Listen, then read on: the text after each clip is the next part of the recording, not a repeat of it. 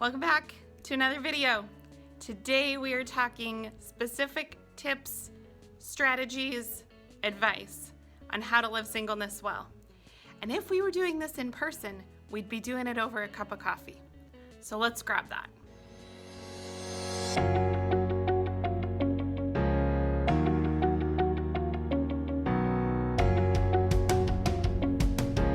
All right, guys, we're settled in. Got my coffee.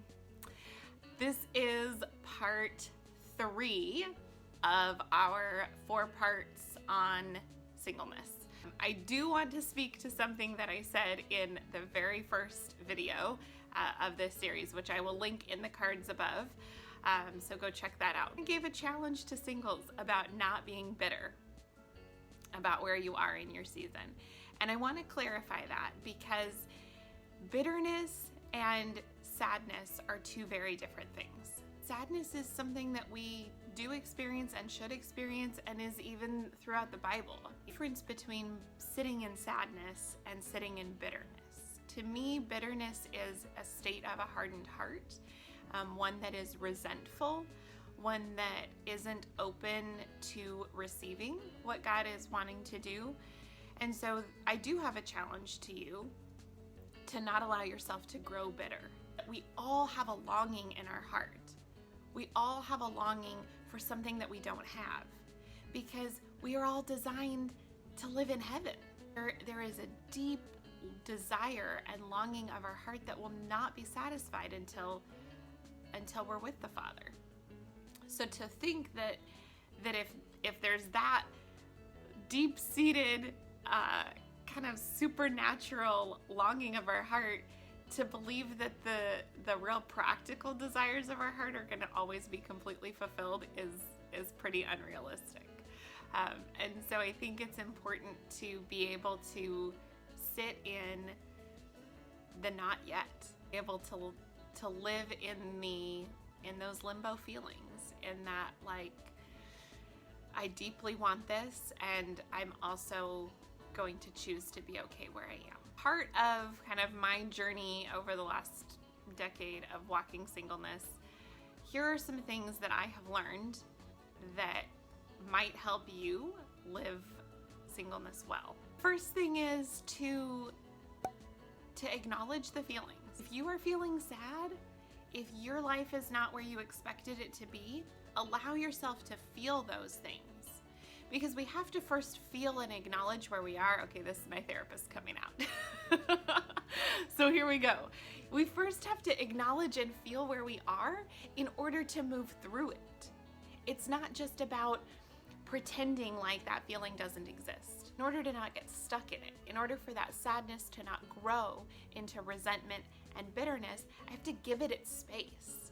I think along with that, we need to be able to grieve our dreams. Annie Downs talks about that in her devotional 100 Days to Brave. The chapter is called Mourning Dreams That Have Died, or something along those lines. But the idea is that we all have dreams. God gives us dreams. God gives us the ability to dream and to plan and to be excited about things.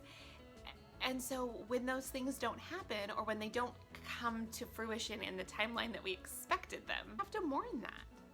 We live in such an expectation-heavy culture, and if we aren't able to not just set them down, but to say, man, this is what I had hoped for, and this didn't happen in that way. And to be able to go through that kind of mourning process of letting them go. And if we hold tight to that thing, where is God going to place the new thing? If he's got something that he wants to give you and you're just like grasping onto this other thing so tightly, he doesn't have an open hand to set anything in. So he may be sitting there wanting to give you something, but because you won't let the other thing go, he can't. And there is a tendency when you are single to become selfish. Just being real. I'm the only one responsible for my own time.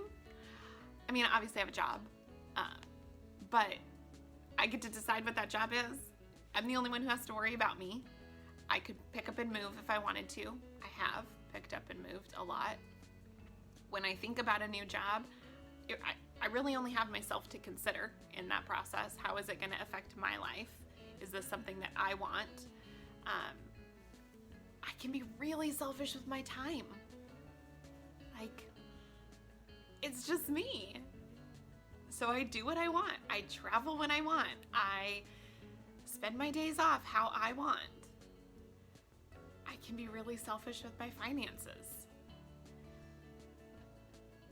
Again, I only have to worry about me.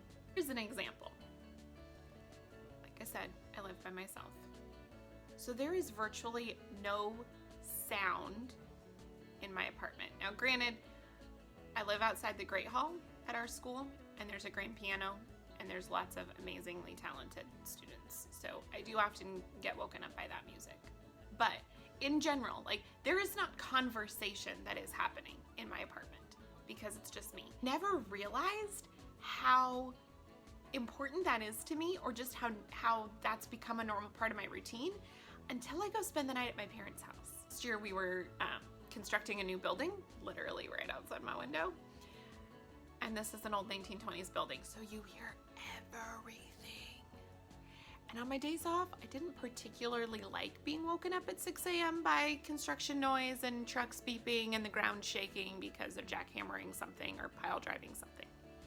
So I would go over to my parents' house. A couple times I would come downstairs and like have breakfast, and they're just chattering away. Like normal people. Like not anything weird or like crazy, but just talking to each other. And I'm going batty. Like, my brain is not awake yet. I had not had my coffee yet. Stop talking to me! Is that an appropriate response to have to normal human interaction? Probably not. How kind of selfish that is, that like, I need to have this bubble around me where nobody can talk to me or interact with me for a couple of hours. Not cool, Matina. While there's a lot of great things about only having to pay attention to yourself, because I have the time and the space and the energy to just focus on me and what God is doing and how God wants to shape me and refine me. And it is an uncomfortable process. Good, but it's uncomfortable. There is nobody to deflect my focus to. When God just wants to shine a spotlight, there is only one person in this apartment to shine the spotlight on.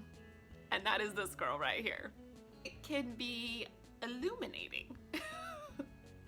When God is ready for you to deal with some stuff, you gotta do it. My last big one is we're made to be part of family. As a single person, I have kind of adopted myself into other people's families. And just a couple. Like, I'm not like some crazy person who's just over like inserting myself into people's lives. But I have some good friends who I just live life with. We have developed what family looks like. Like, they're a family. I'm not some weird like add-on. But I consider them part of my family. Actually, I had some time on Thanksgiving this last year. I was working, but I dropped a bunch of students off up near where my parents live, and this family also lives near my parents. And I texted them instead of my own family. I was like, what are you doing on Thanksgiving? Can I come hang out with you? It can be challenging. It can be awkward to kind of just invite yourself into things. And we're going to talk more about this as it relates to the other side, the married side, in the next video. But single people still want to be part of family. Not all the time. Sometimes I just want to be me and do my own thing. But expand your definition of what family is. Be willing to state your needs. Be willing to invest in relationship. Like that family thing, it didn't just develop overnight. Right? I invested in friendship, and that friendship allowed me to become part of their family. I'm not just friends with my girlfriend. I'm friends with her and her husband and her kids. I'm friends with their family. I'm family with their family. be willing to put yourself out there. Be willing to not just let others assume that because you're single, you've got your own thing going. Because there is a deep need for being in community and being part of family that God has put in us. And even when we don't have our own, we need to fulfill that somewhere, both in terms of being invested in, but also in pouring out. God has given us as singles this time. I have the ability to pour into other people's kids in a way that I would not if I had my own kids. When God gives you opportunity, when God gives you time and space, you need to ask him, what are you giving me this for? Because my guess is he's not giving it to you for you to have more time to sit on the couch and watch TV. He's not even giving it to you to have more time to explore the world. Though I love that. I love being able to travel. It's not for me. We live in such a me-focused culture that, especially as a single person, when you don't naturally have others in your life that you have to be responsible for, it can be really, really easy to get very inward focused. We have to recognize why God has us in this season. And that's my final thing. My final tip, strategy, piece of advice for you is flip the script. We can so often sit there and say, why me? Why am I still single?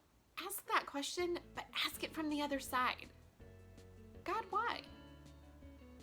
What are you wanting to do in me and through me right now that has me in this season? It's not like God forgot you. God is well aware of your season. God is well aware of the longing of your heart. Instead of it being why and like a woe is me, flip the script. Ask God why. Because he has a reason. So maybe the reason is because somebody else needs you to be in that season. The attention that you're going to be able to give, or the investment that you're going to be able to give because you're single. Maybe it's for you. There are lots of things that I have learned about myself and things I have grown in. I don't know that I would have learned in the same way if I was married. Learned a lot about myself. I've grown a lot. I've learned a lot about God. That I don't want to say I wouldn't have if I was married, because I do think that God still teaches us things in any season. It probably would have been a harder lesson to learn. Really good at avoiding, and I would have avoided. So flip the script. Know that God has not forgotten you. God cares. And God has purpose and intention for what he's doing. So even in the like, man, this isn't where I really wanted to be. Celebrate what God is doing in you and through you right now. Don't miss it. Be open to that. Be present. Allow yourself to feel what you're feeling. Let go of expectations. Grieve and mourn what you need to. And then live. Live where you are. Be excited about where you are and see what God is up to. Because I promise you, he is doing something powerful in your life right now.